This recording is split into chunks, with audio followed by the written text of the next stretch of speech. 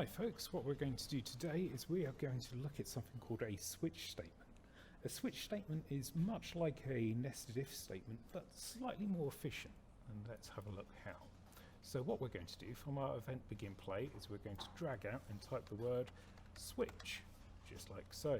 And then if we look on switch on string, which is what we're going to use for this one, press this and then we have multiple elements to start dealing with.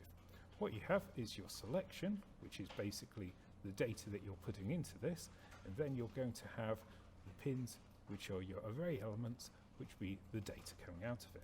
So what I'm going to do is put this into here for player name. So our player name in this scenario is defaulted to Dave.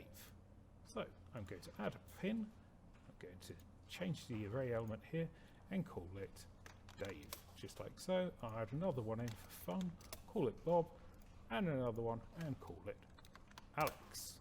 So what we're doing is we're checking the selection if it matches one of these array elements, and then it will output some data.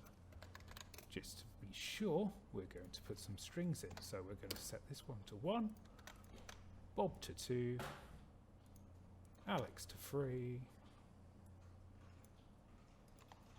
like this, and then default we'll set to 0. So now, remember, our player name is Dave.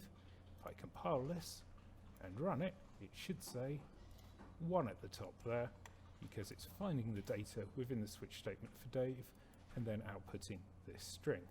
Now if I change the player name to say Alex, what will happen is when I compile it, it should bring up number 3, because of course it's bringing the data from Alex. Now, for whatever reason, if I added a name which isn't in there, like Ian, and then I compiled it, and then I played it, it should default to 0 to the actual default of the switch statement. And that's how you use switch statements.